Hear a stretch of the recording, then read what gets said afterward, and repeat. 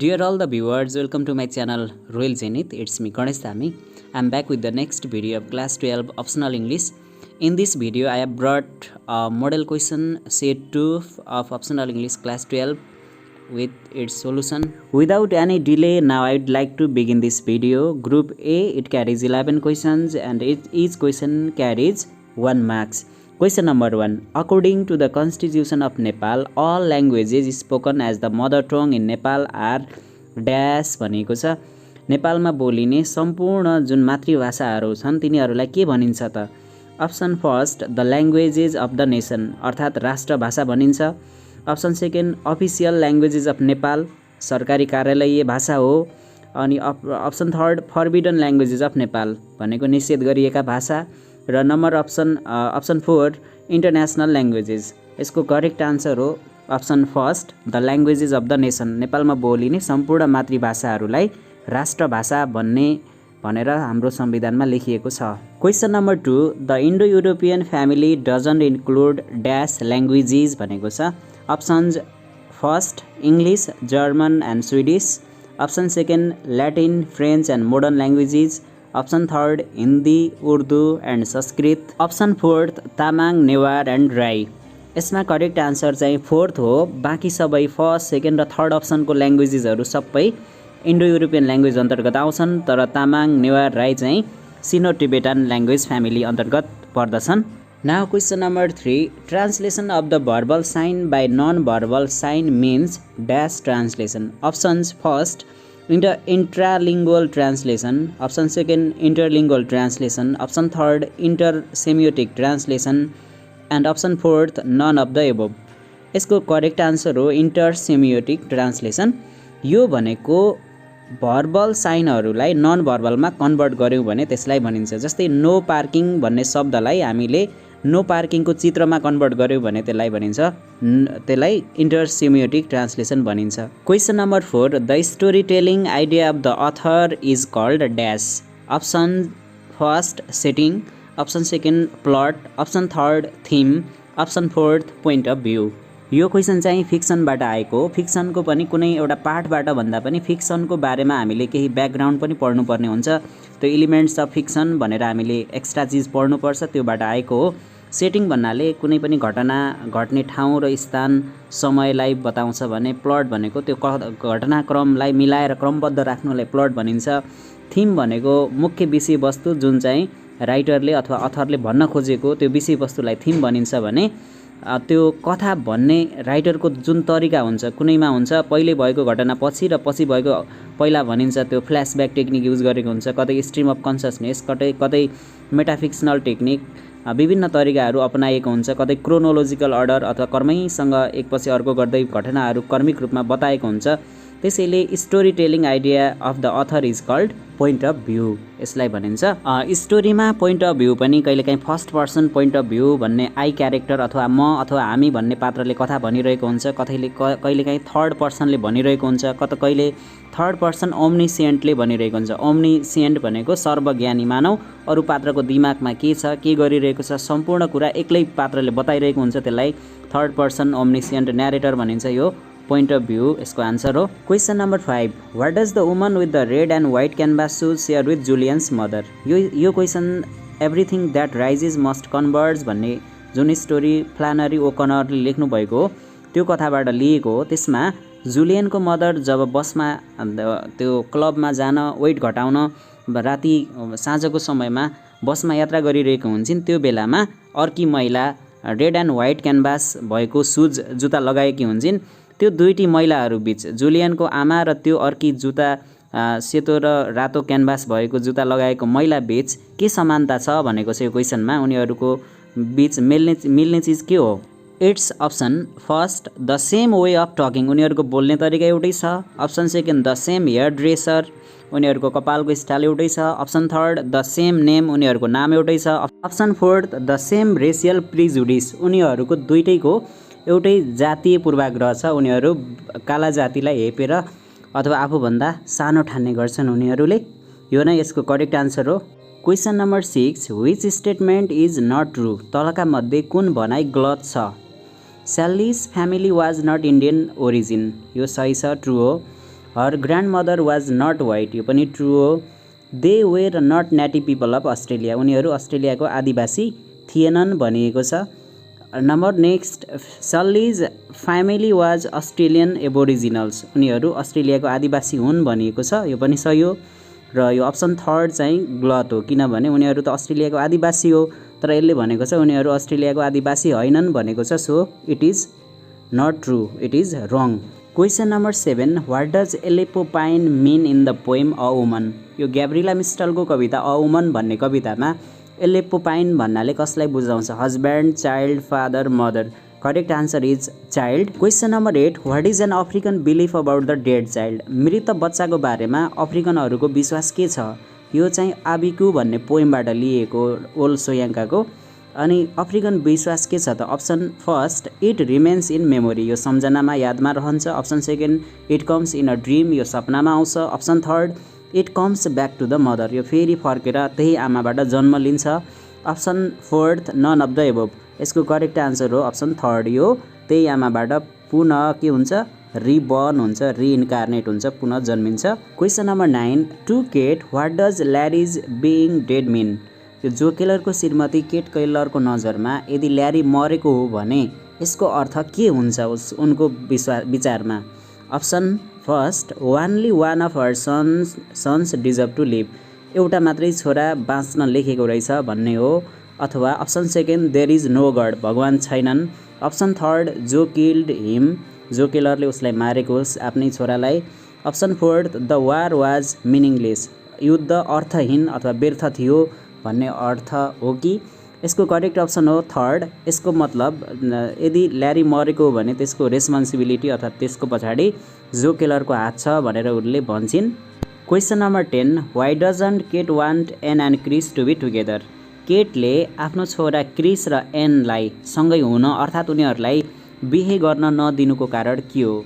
Option first, she is a liar, Ann भन्ने केटी झुटा बोल्ने केटी हो, लायर भनेको ढाँटुवा अथवा ढाँट्ने झुटो बोल्ने केटी हो। Option second, her father is a convict, उनको बुवा दोषी हो अथवा अपराधी प्रमाणित भएको छ।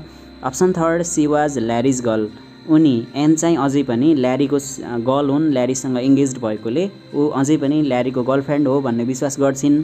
अथवा option fourth, she was an immoral girl, अनि यो एन चाहिँ अनैतिक खालको खराब केटी हो भन्ने उनको विश्वास हो कि? यसको करेक्ट अप्सन हो थर्ड, सी वाज ल्यारिज गर्ल भनेर उनले अझै विश्वास गर्छिन्, त्यसैले आफ्नो कान्छो छोरासँग उनले बिहे हुन दिँदैनन्। Question number 11, the socially unacceptable desires लाई हिडन इन ड्यास, अर्थात् सामाजिक रूपमा अस्वीकार्य जुन चाहनाहरू हुन्छन्, समाजले नस्वीकारेका गलत चाहनाहरू हुन्छन् समाजको नजरमा, ती कहाँ लुकेर बसेका हुन्छन्? Option first, the conscious mind, सचेत माइन्डमा। Option second, the unconscious mind, अचेतन मस्तिष्कमा। Option third, the subconscious mind, अर्धचेतन मस्तिष्कमा। अल अफ द एबोभ, यसको करेक्ट अप्सन हो सेकेन्ड, जुन समाजले अस्वीकार गरेका इच्छा चाहनाहरू, डार्क डिजायर्सहरू हुन्छन्, सबै अनकन्सियस माइन्डमा हाम्रो बसेका हुन्छन्। यो क्वेसन क्यारेक्टर पर्सपेक्टिभ अथवा साइको एनालिटिक क्रिटिसिजमबाट सोधिएको हो। Now group B, altogether there are 8 questions and each question carries 5 marks, एउटा क्वेसनको नम्बर चाहिँ 5 नम्बर गरेर टोटल 40 मार्क्स हो ग्रुप बीमा। Now question number 12, what do you mean by language family, list the major language families of the world भनिएको छ। भाषिक परिवार भनेको के हो र विश्वका मुख्य भाषाका परिवारहरू के हुन्? Now it's answer, a language family is a group of languages having common origin. It is a group of languages that derive or originate from the common ancestors or parent language. Languages of the same family have many similarities. For example, Urdu and Hindi languages have many similarities because they belong to the same language family. भाषिक परिवार भनेको भाषाहरूको एउटा त्यस्तो समूह हो जसको चाहिँ उत्पत्ति एउटै भाषाबाट पहिले भएको थियो र पछि बिस्तारै यो विभिन्न ब्रान्चमा फाट्दै छुट्टिँदै डिभाइड हुँदै गएको हुन्छ र एउटै परिवारका भाषाहरू बीच समानता धेरै हुन्छ। जस्तै हिन्दी र नेपालीमा पनि समानता छ, हिन्दी र उर्दूमा पनि समानता छ, एउटै फ्यामिलीको ल्याङ्ग्वेजहरूमा समानता हुन्छ। र major language families of the world चाहिँ के हो त? विश्वको मुख्य भाषिक परिवारहरू चाहिँ मैले यहाँ 3वटा दिएको छु। First is Indo European language family. It is the largest language family of the world. यो विश्वको सबैभन्दा ठुलो ल्याङ्ग्वेज फ्यामिली हो. Languages of this family are spoken in Europe and several parts of South Asia. यसको भाषाहरू Europe र दक्षिण एसियामा बोलिन्छ. यो भाषिक परिवारका भाषाहरू. It is divided into several sub families. Hindi, Nepali, Urdu, Sanskrit, English, French etc belong to this family. यसलाई विभिन्न उपसमूहमा फेरि शाखामा बाँडिन्छ र त्यस अन्तर्गत विभिन्न भाषाहरू छन्, जस्तै हिन्दी, नेपाली, संस्कृत भाषाहरू चाहिँ इन्डो युरोपियन ल्याङ्ग्वेज फ्यामिलीभित्र पर्दछन्. सेकेन्ड ल्याङ्ग्वेज फ्यामिली, दोस्रो इम्पोर्टेन्ट भनेको सिनो टिबेटन ल्याङ्ग्वेज फ्यामिली हो. It is the second largest language family of the world. It is also called Indo Chinese language family. यो विश्वको दोस्रो ठुलो भाषिक परिवार हो. यसलाई इन्डो चाइनिज भाषिक परिवार पनि भनिन्छ. यस अन्तर्गतको ल्याङ्ग्वेजहरू Chinese, Burmese, Tibetan, Thai, Sherpa, Tamang, Newari etc आदि पर्दछन् यो ल्याङ्ग्वेजमा. नेक्स्ट भनेको Niger Congo language family. It is the largest language family of Africa. It has more than 1500 languages. Zulu, Basa, Swahili, Xhosa etc are languages of this family. यो चाहिँ अफ्रिकामा बोलिने सबैभन्दा ठुलो भाषिक परिवार हो. यस अन्तर्गत 1500 भन्दा बढी भाषाहरू छन् र जुलु, बासा, सोहाइली, छोसा चाहिँ यसको भाषा केही उदाहरणहरू हुन् यो परिवारको. Question number 13, what is language politics, how does it affect minority languages. भाषाको राजनीति भनेको के हो र यसले अल्पसङ्ख्यक भाषालाई कस्तो असर गर्छ भनिएको छ. Now it's answer. Politics is related to power. It controls all the sectors of a country. It makes various decisions. Politics decides the official language of any country. यो भाषा राजनीति भनेको सबैभन्दा शक्तिशाली चिज हो. यसले राज्य सञ्चालनदेखि लिएर राज्यका सम्पूर्ण अङ्गहरूलाई कन्ट्रोल गर्ने काम गर्दछ र यसैले नै कुनै पनि राष्ट्रको अथवा कुनै पनि प्रदेशको, राज्यको राष्ट्रिय भाषा अथवा सरकारी कामकाजको भाषा के बनाउने भन्ने कुरा राजनीतिले नै त्यो निर्णय गर्ने काम गर्दछ. People in politics have power. They give special positions to certain languages.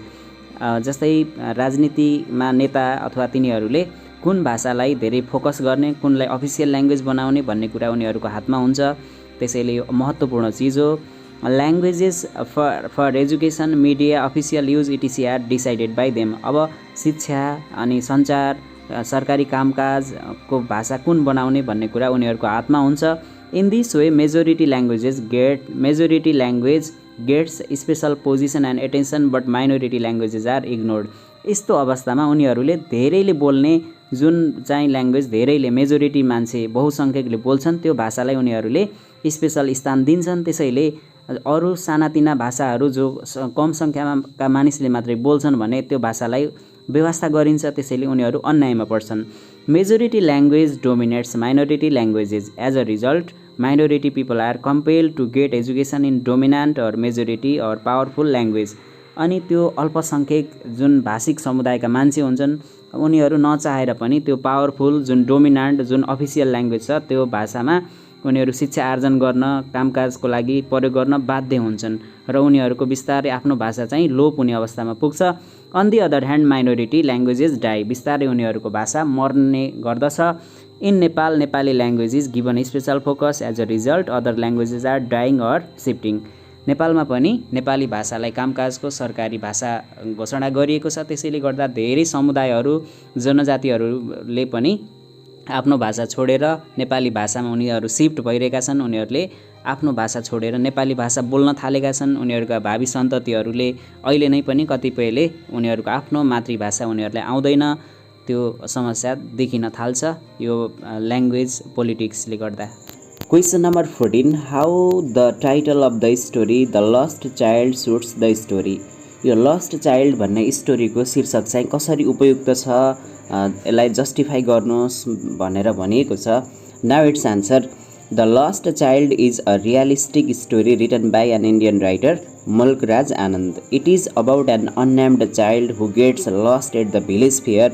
The title of this story is very suitable because this whole story revolves around the activities of the child. He is the protagonist of this story. He is excited to go to the fair. He observes various things at the fair. He wants to have all of them, but his parents don't buy anything for him. Later, when he is lost, he loses his interest in all of those things. He wants to be reunited only with his parents at that time. Thus we can say that the title suits this story. यो कथा the lost child चाहिँ यथार्थपरक कथा हो जुन चाहिँ भारतीय लेखक मुल्क राजा आनन्दले लेखेका हुन्। यसको मुख्य पात्र, यसको मुख्य हिरो, प्रोटागोनिस्ट भनेको एउटा अननेम्ड, नाम नदिएको एउटा बच्चा छ। उसको उमेर पनि दिएको छैन, सानो बच्चा भनेको छ, जो गाउँको एउटा मेलामा जान्छ र त्यो मेलामा उसले विभिन्न थरी चिजहरूले देख्छ। ती चिजहरू सबै उसले चाहन्छ, आफ्नो बुवा आमालाई किन्दिन भन्छ, तर उनीहरूले किन्दिँदैनन्। उनीहरूले ध्यान अन्तै मोडिदिन्छन् आमाले। बुवाले राता राता आँखाले हेर्छ उसले। त्यसपछि एकपटक अब त्यो पिङ हेरिरहेको बेलामा ऊ त्यहाँ आफ्नो आमा बुवाबाट ऊ कन्ट्याक्ट लेस हुन्छ, ऊ हराउँछ त्यहाँ। त्यसपछि एउटा मान्छेले उसलाई उद्धार गरेर उसलाई तिमी के चाहन्छौ म किनिदिन्छु भन्दा उसले सम्पूर्ण चिजमा कुनै पनि चिज उसले इन्ट्रेस्ट राख्दैन। उसले केवल चाहन्छ त उसले आफ्नो आमा बुवासँग पुनः मिलन हुन चाहन्छ, त्यो दिएको छ। त्यसैले यो शीर्षक त्यो बच्चाको वरिपरि घुमेको छ, जुन बच्चा हराएको छ। त्यसैले यो शीर्षक पनि उपयुक्त छ भनेर हामी भन्न सक्छौँ। Question number 15. What do you mean by identity crisis? Why do you think Sully Morgan passed each subject and scored near distinction marks in English and arts for the first time? This is from A Black Grandmother, which is written by Sully Morgan. परिचय अथवा पहिचानको अभाव, पहिचानको सङ्कट भनेको के हो र सल्ली मोर्गानले पहिलोपटक सबै विषयमा कसरी उत्तीर्ण भइन्, उनी कसरी सबै विषयमा पास भइन् र उनले इङ्ग्लिस र आर्ट्स सब्जेक्टमा झन्डै डिस्टिङसन ल्याइन् भनेर यो अ ब्ल्याक ग्रान्ड मदर भन्ने एसेबाट सोधिएको छ। यो चाहिँ अस्ट्रेलियन एबोरिजिनल राइटर सल्ली मोर्गानद्वारा लिखित एसे हो, त्योबाट सोधिएको छ। सर्वप्रथम आइडेन्टिटी क्राइसिस भनेको के हो त? त्योभन्दा पहिला हामीले आइडेन्टिटी भनेको के हो, परिचय भनेको के हो, त्यो हामी बुझ्न जरुरी छ। Identity refers to one's connection with particular race, ethnicity, gender, religion, society or other facts. For example, someone may identify himself or herself as a Hindu or as a Nepali, as a Kshetri, as a male or female etc. कुनै पनि व्यक्तिले आफ्नो धर्म, जाति अनि आफ्नो लिङ्ग, आफ्नो राष्ट्रियता, विभिन्न चिजसँग आफूलाई सम्बन्धित गरेर हेर्ने गर्छ। त्यो चिजलाई भनिन्छ उसको पहिचान अथवा परिचय भनिन्छ। जस्तै कोही मान्छेले म गुरुङ हो, म क्षेत्री हो, म ब्राह्मण हो, म नेपाली हो, म हिन्दू हो, विभिन्न धर्म, जात अनि लिङ्ग, राष्ट्रियतासँग जोडेर आफूलाई हेर्छ भने त्यसलाई भनिन्छ उसको परिचय भनिन्छ। When a person does not find his or her connection with such fact, it is called identity crisis. It is the condition of uncertainty and confusion felt by a person about his or her origin.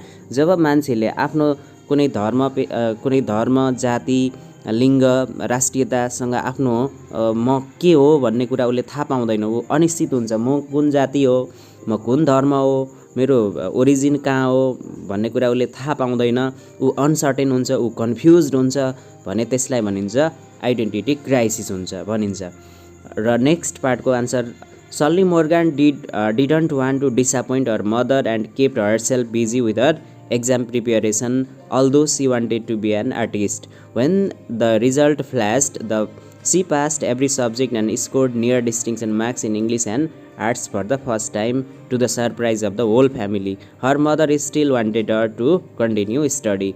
यो सल्ली मोर्गान उनी artist हुने उनको जीवनको उद्देश्य त थियो, तर पनि उनको आमाले के भनिन्, आर्टिस्टले पैसा कमाउने भनेको त मरेपछि हो, तिमी पढाइ कन्टिन्यू गर्नुपर्छ भनेर उनलाई दबाब दिएकी थिइन्। त्यसैले अन्त्यमा सल्ली मोर्गानले आफ्नो इच्छालाई थाती राखेर आफ्नो आर्टिस्ट बन्ने सपनालाई त्यागेर उनी अझै पनि पढाइ निरन्तरता दिइन्। यदि पढाइ छोड्यो भने आफ्नो आमा निराश हुन्छन्। त्यसैले आमाको जुन सङ्घर्ष, आमाको साथ सपोर्टलाई ख्याल गर्दै पढाइ ठिकै छ पढ्छु भनेर उनले पढाइ कन्टिन्यू गरिन् र त्यसरी उनले सम्पूर्ण परिवारलाई आश्चर्यचकित पार्दै उनले राम्रो नम्बर ल्याएर पास भइन्। उनको आमाले उनलाई पढाइ कन्टिन्यू गरेको देख्न चाहन्थिन्, त्यो गर्नको लागि उनले पढाइलाई निरन्तरता दिइन् सल्ली मोर्गानले। Question number 16, analyze the main themes of the essay once more to the lake. यो इबी वाइटद्वारा लिखित once more to the lake भन्ने जुन एसे छ, निबन्ध छ, त्यसको थिम के हो, त्यसको मुख्य सार सन्देश के हो भनेर भनिएको छ। Now it's answer, once more to the lake is written by an American writer E B White. It is a narrative essay or memoir. यो भनेको कथामूलक अथवा आख्यान, यसले कथापरक तरिकाले लेखिएको एसे हो अथवा मेमोआ हो। मेमोआ भनेको सम्झना, याद, which describes the essayist experiences of his revisit to the lake in Maine in east America. पूर्वी अमेरिकाको मैने भन्ने ठाउँमा त्यहाँ झन्डै 6000 तालहरू छन्। त्यो ताल मध्ये कुनै ताल एउटा भ्रमण गर्दा उनले पुनः भ्रमण गरेका छन्। त्यो भ्रमणको अनुभवको बारेमा यो एसे छ। He had visited the lake several times during his childhood with his family. बच्चा हुँदा उनले आफ्नो परिवारसँग त्यो ताल भ्रमण गरेका थिए। He is visiting again with his son in his old age. अब बुढेसकालमा उनले फेरि आफ्नो छोरालाई लिएर त्यो ताल भ्रमण गर्दैछन्। This essay has various themes which are nostalgia. Nostalgia भनेको विगतको यादलाई सम्झेर दुखी हुनुलाई भनिन्छ। पावर अफ मेमोरी, अनि यो मान्छेको स्मरण शक्ति एकदमै खतरनाक हुन्छ भन्ने कुरा पनि हो। ट्रान्जिटोरिनेस अफ लाइफ, जीवन के छ, क्षणिक छ, हामी मरेर जानुपर्छ भन्ने कुरा हो। इनइभिटेबिलिटी अफ मोर्टालिटी अर डेथ भनेको मृत्यु चाहिँ अपरिहार्य छ, हामी मर्नै पर्छ भन्ने कुरा। फादर एन्ड सन रिलेसिभ, बाउ र छोराको सम्बन्धको कुरा छ। पास्ट एन्ड प्रेजेन्ट, विगत र वर्तमानको कुरा। म्यान भर्सेस हिमसेल्फ, व्यक्ति र आफै विरुद्ध भनेको मान्छे आफैभित्र पनि अन्तर्द्वन्द्व चल्छ। यो गरौँ कि त्यो गरौँ, एउटा मनले भन्छ यो गर भन्छ, त्यो एउटा अर्को मनले भन्छ त्यो गर। त्यो भनेको नै म्यान भर्सेस हिमसेल्फ भनेको आफैभित्र पनि अन्तर्द्वन्द्व हुन्छ। अनि नेक्स्ट भनेको ग्रेटनेस अफ नेचर, प्रकृति महान छ त्यो देखाउन खोजेको यसमा। Old technology versus new technology, अनि पुरानो प्रविधि र नयाँ प्रविधि बिचको अन्तर पनि यहाँ देखाउन खोजेको छ। जस्तै तालमा पहिले जुन बोटहरू थिए, डुङ्गाहरू थिए, तिनीहरूले हल्ला गर्दैनथे, तर अहिलेको त्यो डुङ्गाहरूमा मोटर जोडिएको छ। त्यो मोटरले अलि कस्तो अफुल नराम्रो साउन्ड उत्पादन गर्छ, प्रोड्युस गर्छ, त्यसले नोइजले नमिठो साउन्ड दिन्छ। त्यो भन्ने कुरा देखाइएको छ। त्यो प्रविधिको फाइदासँगै बेफाइदा पनि हुन्छ भन्ने कुरा यसमा देखाउन खोजिएको यो चाहिँ यसको मुख्य थिमहरू हो। Question number 17, how is mother's love portrayed in the poem a woman written by Gabriela Mistral. Gabriela मिस्ट्रलद्वारा लिखित अ वुमन भन्ने कवितामा आमाको प्रेमलाई कसरी दर्शाइएको छ, देखाइएको छ, चित्रण गरिएको छ भनिएको छ।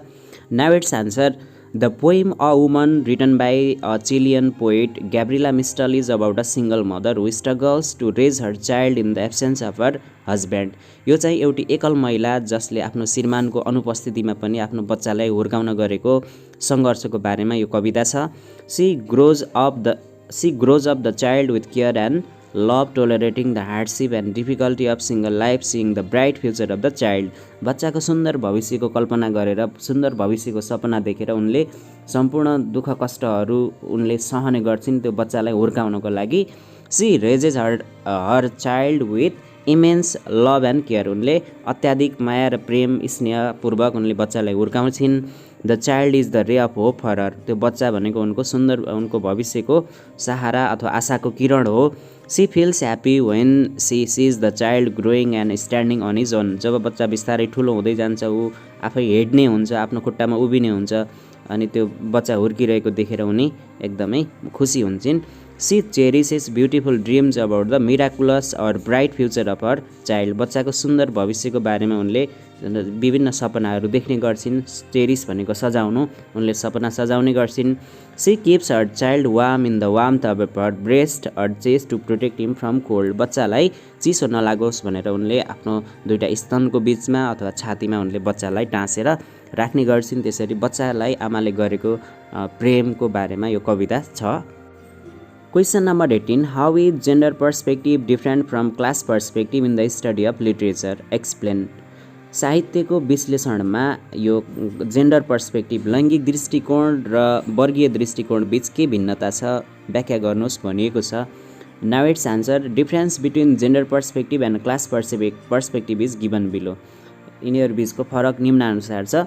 Gender perspective is also called feminist perspective, यसलाई जेन्डर पर्सपेक्टिभलाई महिलावादी अथवा फेमिनिस्ट पर्सपेक्टिभ भनेर पनि भन्न सकिन्छ।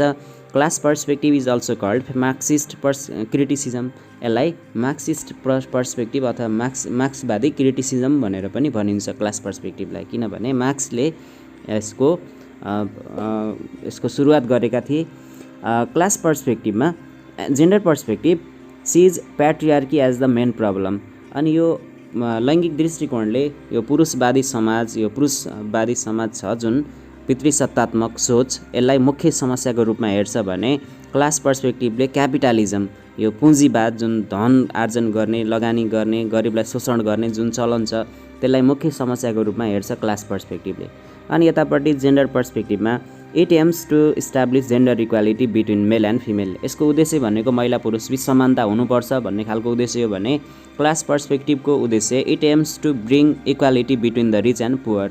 यो क्लास पर्सपेक्टिभले धनी र गरिब दुईटा वर्ग हुन्छन् त्यो बीच समानता हुनुपर्छ भन्ने यसको आवाज हो। र gender perspective it analyses the gender roles given to male and female characters in literary text. साहित्यिक सिर्जनाहरूमा महिला र पुरुषहरूले कुन कुन रोल निभाइरहेका छन् भनेर अध्ययन गर्ने विश्लेषण गर्ने काम गर्छ जेन्डरले भने। अब क्लास पर्सपेक्टिभमा it analyses the gap between the rich and poor characters in literary text. अब त्यो साहित्यिक सिर्जनामा गरिब र धनी पात्रहरू बीच कस्तो खालको भेदभाव छ त्यो खालको यसले विश्लेषण गर्ने गर्छ क्लास पर्सपेक्टिभले। अब यता जेन्डर पर्सपेक्टिभमा it is the by product of feminist movement. यो भनेको महिलाहरूको आन्दोलनहरूको महिलावादी आन्दोलनहरूको उपजको रूपमा यो पर्सपेक्टिभको जन्म भएको हो। र class perspective it is the by product of Marxist movement. यो मार्क्सवादी आन्दोलन भनेको धनी गरिब बीचको जुन विभेद सम्बन्धी आन्दोलनको उत्पत्ति चाहिँ यो क्लास पर्सपेक्टिभ हो। अब जेन्डर पर्सपेक्टिभको मुख्य अब यसको विचार राख्ने अब विद्वानहरूको को हुन् भने Simone de Beauvoir, Adrienne Rich, Sylvia Plath are the advocates of this perspective. यो जेन्डर पर्सपेक्टिभमा का सपोर्टरहरू अथवा यसलाई सपोर्ट गर्ने राइटरहरू क्रिटिक्सहरू चाहिँ यिनीहरू हुन् भने क्लास पर्सपेक्टिभको सपोर्टरहरू Karl Marx, George Lukacs etc are the advocates of this perspective. यो क्वेसन करिकुलम डेभलपमेन्ट सेन्टरले बनाएको मोडल क्वेसनमा पनि दिइएको छ र परीक्षाको दृष्टिकोणले पनि इम्पोर्टेन्ट छ। Question number 19 write a short note on any one of भनेको छ तलका मध्ये एउटा कुनैको बारेमा सर्ट नोट लेख्नुहोस्। New criticism and ecological reading भनेको छ। फर्स्ट अफ अल न्यू क्रिटिसिजमको बारेमा short note. New criticism originated in America in the 1920s। It focuses on objective and close reading of the text particularly poem. यसको उत्पत्ति यो अमेरिकामा 1920 को दशकमा भएको थियो। यसले क्लोज रिडिङ एकदमै नजिकबाट राम्रोसँग कवितालाई खास गरी कविताको विश्लेषणमा यो सम्बन्धित छ। It studies both structure and meaning. यसले कविताको स्ट्रक्चर अथवा फर्म त्यसमा लिटरेरी डिभाइसेसहरू कुन एप्लाई गरिएको छ अनि यसले भन्न खोजेको मिनिङ के हो त्यो कविताको खास गरी त्यो पत्ता लगाउने काम गर्छ। The text is considered to be closed and autonomous. There should be the proper reading of the formal features such as simile, metaphor, images, symbols etc. in the text. The meaning of the text is present within it. It is waiting for the readers to discover it. The meaning is constant with a single accurate interpretation. Therefore, readers do not need outside sources like historical context of the text and background of the author and readers. यसले के विश्वास गर्छ भने कुनै पनि साहित्यिक सिर्जनाको टेक्स्टको meaning त्यहीँभित्र लुकेको हुन्छ। यसको लागि हामीले त्यो अथरको ब्याकग्राउन्ड हिस्टोरिकल ब्याकग्राउन्ड बाहिरी कुरा हामी जान जरुरी नै छैन। त्यो केवल त्यो राइटरको ब्याकग्राउन्ड बिना उसको बायोग्राफी उसको जीवनी बिना पनि हामीले त्यसको अर्थ निकाल्न सक्छौँ। यसको एउटै मात्र फाइनल मिनिङ हुन्छ, 100 थरी मिनिङ हुँदैन। हामी त्यो मिनिङ त्यहीँभित्र लुकेको हुन्छ त्यो पत्ता लगाउन सक्छौँ भनेर यसले विश्वास गर्छ। According to new critics, the structure and meaning of the text are closely connected and cannot be analyzed separately. यसले भन्छ कि यसको स्ट्रक्चर जुन यसमा प्रयोग गरिएका डिभाइसेसहरू साहित्यिक डिभाइसेसहरू र मिनिङहरू बीच सम्बन्ध हुन्छ, यसलाई हामीले छुटाउन टुटाउन मिल्दैन भनेर यसले विश्वास गर्छ। Since their focus is on the text itself, they ignore the factors like author's intention, reader's response, historical and cultural context. अनि यसले चाहिँ लेखकको अभिप्राय उसले लेख्न भन्न खोजेको के हो लेखकको बारेमा यसले वास्ता गर्दैन। रिडर्स रेस्पोन्स रिडरहरूले 100 थरी मिनिङ बताउन सक्छन् त्यसको पनि यसले वास्ता गर्दैन। हिस्टोरिकल र कल्चरल अब त्यो ऐतिहासिक र जुन सांस्कृतिक वातावरण कस्तो अवस्थामा लेखिएको त्यसको पनि यसले वास्ता गर्दैन। They consider close reading as a good way to interact with the text. यो क्लोज रिडिङ नजिकबाट निहालेर एकदम इच स्टेपमा एनालाइज गरेर लिटरेरी डिभाइसको विश्लेषण गरेर त्यसरी हामी मिनिङ निकाल्न सक्छौँ भनेर यसले विश्वास गर्छ। Close reading offers the pathway to finding the meaning of the text. एकदम नजिकबाट निहाल्दा हामी त्यसको मिनिङ पत्ता लगाउन सक्छौँ भन्छ यसले। Cleanth Brooks, I A. Richardsons, T S. Eliot, William Empson are the major new critics. यिनीहरू चाहिँ यो न्यू क्रिटिसिजमको उनीहरू समालोचक हुन्, यसको सपोर्टरहरू हुन्। उनीहरूले यो भनाइमा विश्वास गर्छन्। Question number B ecological reading योसँग सम्बन्धित क्वेसन अघिल्लो सेटमा पनि आएको छ। The study of literature in relation to nature or ecology is called ecological reading. It investigates the relationship between human beings and the natural world. According to this theory nature is at the centre not the man.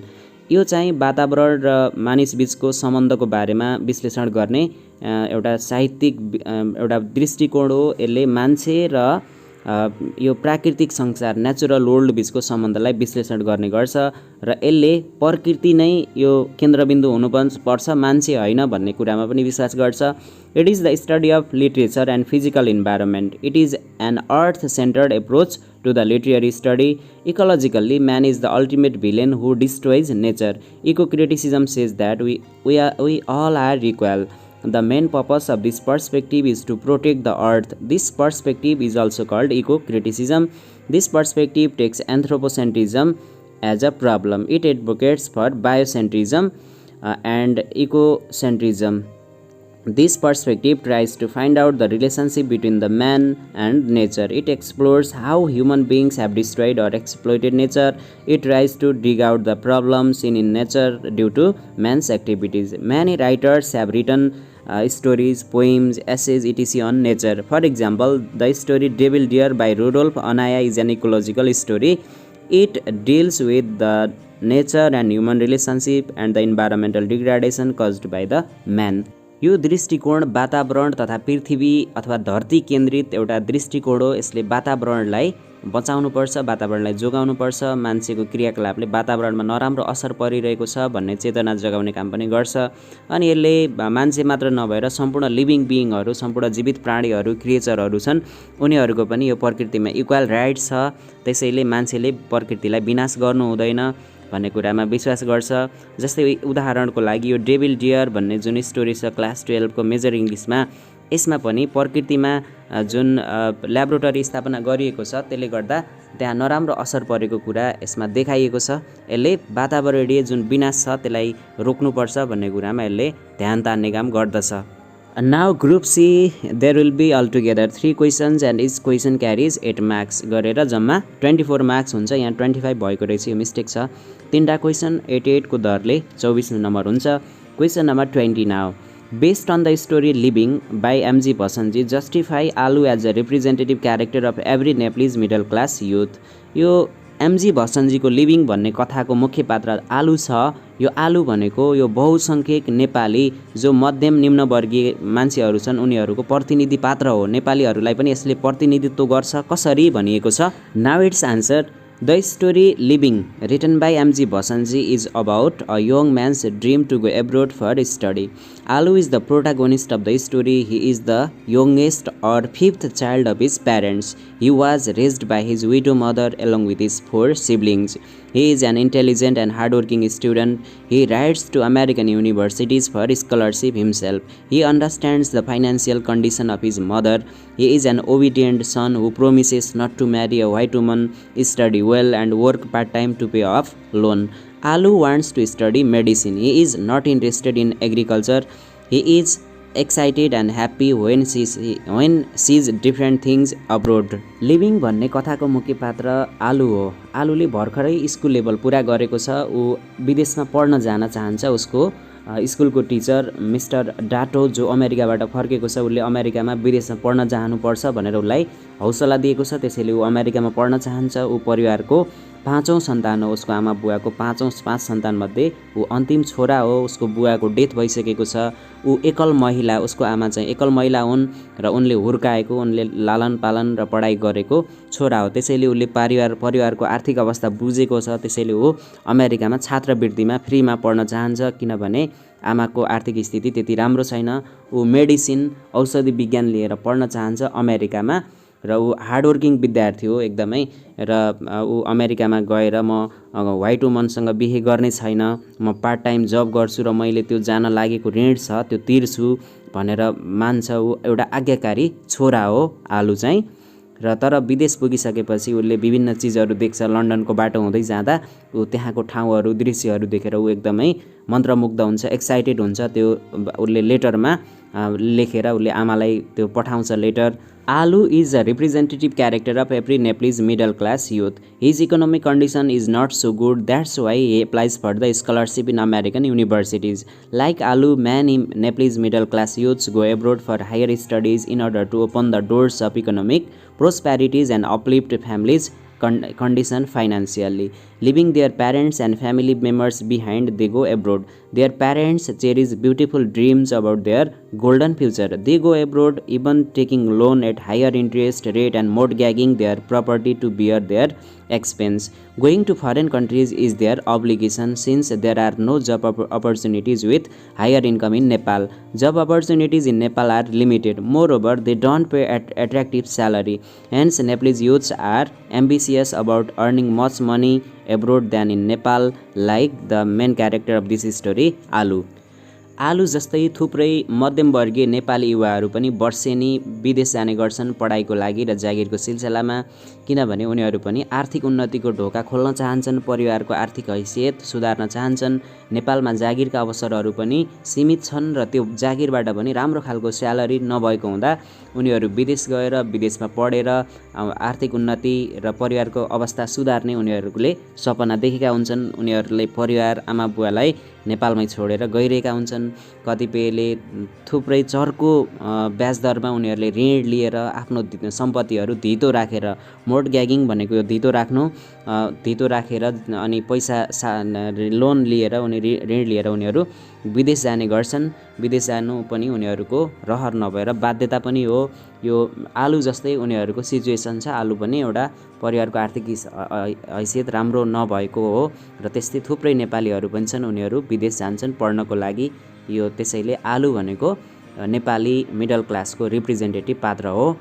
Question number 21, write a summary of the poem Abiku. Also compare and contrast the Yoruba belief of rebirth to the Hindu mythology भनिएको छ। अर्थात् आबिकु पोएमको summary लेख्नुहोस् र Yoruba मिथोलोजी र हिन्दू मिथोलोजीमा पुनर्जन्मको बारेमा के समानता र फरक छ लेख्नुहोस् भनिएको छ। Now its answer. Abiku is a poem written by a Nigerian poet, Wole Soyinka. The poem is about a cultural belief prevalent in Yoruba tribe of Nigeria. It is about Abiku, a child which is born repeatedly to die again and again. This poem is about supremacy of Abiku and inevitability of death. It shows that man's effort to avoid or stop death is futile or useless. यो चाहिँ आबिकु भन्ने कविता Nigerian कवि ओल सोयिङ्काले लेखेका हुन्। यो चाहिँ यो नाइजेरियाको योरुबा भन्ने जुन समुदाय छ उनीहरूमा रहेको एउटा चलन, एउटा ट्रेडिसन जुन अझै पनि विद्यमान छ त्यसको बारेमा छ, जहाँ चाहिँ आबिकु भन्ने जुन एउटा बच्चा जो चाहिँ एकपटक मर्छ र फेरि पनि त्यही आमाबाट जन्मिन्छ त्यसको बारेमा दिएको छ। अनि यो कविताले भन्न खोजेको के हो भने डेथलाई, हामीले मृत्युलाई जति कोसिस गरे पनि हामीले यसलाई रोक्न सक्दैनौँ, यो इनिभिटेबल छ, यो अपरिहार्य छ, भएरै छाड्छ भन्ने कुरा यसले सन्देश दिन खोजेको हो। According to Yoruba mythology, Abiku is a spirit child who dies before the age of 12 or puberty. यो योरुबा मिथोलोजी अनुसार, योरुबा समुदायको उनीहरूको मिथोलोजी अनुसार आबिकु भनेको एउटा बच्चा हो जो चाहिँ 12 वर्ष पुग्नुभन्दा पहिल्यै मर्छ अथवा प्युबर्टी जुन चाहिँ यौवन अवस्था हो 12 वर्ष त्योभन्दा पहिल्यै मर्छ र फेरि जन्मिन्छ त्यही आमाबाट। It is the same child who dies and returns again and again to plague or trouble the mother. Hence, various kinds of spiritual activities are performed by the human parents and family of Abiku to stop him from dying and getting rebirth. ऊ बार आमाबाट जन्मिन्छ र आमालाई सताउनको लागि, दुःख दिनको लागि जन्मिन्छ। त्यसैले ऊ जन्मे पनि यो नमरोस् अथवा यदि मरिसके पनि फेरि पुनर्जन्म नहोस् भनेर उसको आमा बुवाहरूले विभिन्न प्रक्रियाहरू, विभिन्न धार्मिक रीतिरिवाज, चालचलन, प्रक्रियाहरू जुन गर्छन् त्यो प्रक्रियाको बारेमा यो कवितामा दिएको छ। Abiku is the speaker of this poem. Abiku is speaking to his human parents boastfully. After recognizing him as Abiku, his parents are performing various rituals to stop him from dying with the help of the oracle. Abiku makes fun of the object used to stop him from dying. यसमा चाहिँ उसको आमा बुवाहरूले बच्चा चाहिँ आबिकु हो भनेर पहिचान भइसकेपछि उसलाई मृत्युबाट रोक्नको लागि र मरिसक्यो भने पनि यदि पुनर्जन्म नहोस् भनेर उनीहरूले ज्योतिषी कहाँ गएर त्यो प्रोफेट अथवा जुन पादरी हुन्छ उसको सरसल्लाह अनुसार विभिन्न प्रक्रियाहरू उनीहरूले गर्छन् त्यो प्रक्रियालाई उसले यहाँ यो आबिकुले चाहिँ त्यो प्रक्रियाको उसले मजाक उडाइरहेको छ, उसलाई बेइज्जती गरिरहेको छ, उसलाई घमण्डपूर्वक मलाई तिमीहरूले रोक्न सक्दैनौ भनिरहेको छ। In this way, the poem shows the man's effort to avoid death is futile. Death cannot be bribed, it is inevitable. No one can stop it. Similarly, it shows the helpless and pathetic condition of African mothers mothers and supremacy of Abiku. यसमा चाहिँ त्यो बिचारा African आमाहरू जो चाहिँ आबिकुबाट सताइएका छन् तिनीहरूको पीडा देखाइएको छ र यसले भन्न खोजेको डेथलाई हामीलाई मृत्युलाई कुनै पनि हालतमा हामीले मृत्युलाई घुस दिएर अथवा यसलाई पैसा दिएर अथवा विभिन्न केही खुसी पारेर हामी रोक्न सक्दैनौँ। Death can not be stopped भन्न खोजेको यो पोएमले। But in the eyes of the modern science such culture may be just superstition. तर आधुनिक विज्ञानको नजरमा यो चाहिँ एउटा अन्धविश्वासको रूपमा पनि हेरिन सक्छ। Some people even may argue that Nigeria is still lagging behind in development due to such superstitious beliefs. अनि नाइजेरिया विकासमा पछाडि परेको छ। यसको पछाडि पर्नुको कारण यस्तै अन्धविश्वासहरूमा पनि उनीहरूले विश्वास गरेर होला, त्यसैले उनीहरू अगाडि बढ्न सकिरहेका छैनन् भनेर पनि कतिपयले भन्ने गर्छन्। Now the contrast between Yoruba and Hindu mythology about rebirth. यो पुनर्जन्मको बारेमा योरुबा र हिन्दू मिथोलोजीमा के फरक छ त्यसको बारेमा यहाँ भन्न गइरहेको छु म। According to the Yoruba mythology, the souls of the departed good ancestors are reincarnated and reborn as grandchildren in the family for them to continue their existence in the family. यो Yoruba मिथोलोजी अनुसार के हो भने मान्छेको शरीर र आत्मा अलग अलग चिज हो। ती मरेका आत्माहरू ती यदि असल मानिस हुन् भने पुनः जन्म हुन्छ उनीहरू। भविष्यमा त्यही पुराना हजुरबुवा हजुरआमाहरू ग्रान्ड चिल्ड्रेन भविष्यका सन्तति भएर त्यही परिवारमा आफ्नो परिवारलाई निरन्तरता दिनको लागि त्यही परिवारमा पुनर्जन्म हुन्छ भनेर विश्वास गरिन्छ। They consider death as a separation of the soul from the body. उनीहरूले मृत्युलाई के को रूपमा लिन्छन् भने मृत्यु हुनु भनेको त यो शरीरबाट आत्मा छुट्टिएर जानु हो भनेर त्यसरी विश्वास गर्छन्। On the other hand the Hinduism also believes in reincarnation. र हिन्दूमा पनि हाम्रो पुनर्जन्ममा विश्वास गर्ने चलन छ। यो समानता छ यो दुइटैमा। उता पनि योरुबाले पनि रिइन्कार्नेसनमा विश्वास गर्यो र हिन्दूमा पनि यो छ। It believes that all life goes through life, birth, life, death and rebirth and this is known as the cycle of samsara or world. र हिन्दूमा पनि हरेक जीवित प्राणीहरू चाहे कीट पतंग सर्प मुसो चरो मान्छे जुनसुकै होस् हरेक प्राणीहरूको त्यो पुनर्जन्म हुन्छ, मर्छ भन्ने कुरा यसमा विश्वास गरिन्छ। यो नै संसारको नियम हो, यो साइकल हो भनेर विश्वास गरिन्छ। According to it all living beings have an atma or soul which is a piece of Brahma. अनि हिन्दूमा के विश्वास गरिन्छ भने सम्पूर्ण प्राणीहरूको आत्मा हुन्छ अथवा सोल हुन्छ र जब त्यो मान्छे अथवा प्राणी मर्छ त्यो आत्मा फेरि गएर वैकुण्ठमा ब्रह्माजीसँग मिलन हुन्छ भनेर ब्रह्माको एउटा टुक्रा हो त्यो आत्मा भनेर धेरै यो हिन्दुइजममा विश्वास गरिन्छ। Question number 22, how is the central theme of money as a corrupting influence shown in All My Sons. यो अल माई सन्स भन्ने नाटकमा यो मनी जुन पैसाले मान्छेलाई करप्ट गरिरहेको छ, मान्छेलाई भ्रष्ट बनाइरहेको छ, यो नै खराब हो, यसको खराब असर यसमा कसरी देखाइएको छ विश्लेषण गर्नुहोस्, व्याख्या गर्नुहोस् भनिएको छ। Now it's answer, money plays significant role in the play all my sons written by Arthur Miller. Money causes the downfall of the protagonist Joe Killer. The play revolves around money making and accumulation of wealth. The play shows that the collection of wealth and material possession was the part of the American society after the Second World War. यसमा चाहिँ मुख्य पात्र जो Keller जो पैसाकै पछि दौडिएको छ। यो पुरै नाटक समग्रमा भन्नुपर्दा पैसा कमाउनै र सम्पत्ति थुपार्नेमै सम्बन्धित छ। दोस्रो विश्वयुद्धपछि अमेरिकन सोसाइटीमा मानिसहरू कसरी पैसाको पछि दगुरेका थिए, पैसाको लागि कुन हदसम्म गिरेका थिए भन्ने कुरा पनि यसमा देखाउन खोजिएको छ। The central character Joe is a man with lust for money. He wants to earn money by hook or crook. He is a war profiteer. He has no time for anything except for earning money and accumulating wealth. He puts all his energies into making money. He thinks that money can increase his family progress and happiness. Money provides motivation for Joe Killer's unethical and immoral actions. He knowingly supplied the defective airplane parts to the US Air Force, which caused the death of 21 pilots. He did it all because he wanted to make money as much as possible. The love of money entered his soul and corrupted its completely. यो नाटकको मुख्य पात्र जो Keller पैसाको पछि लाग्ने मान्छे हो, ऊ मनी माइन्डेड मान्छे हो, पैसाको लागि जे पनि गर्न तयार, हुक अर क्रुक भनेको जुनसुकै हदसम्म पनि जे पनि गर्न तयार मान्छे हो।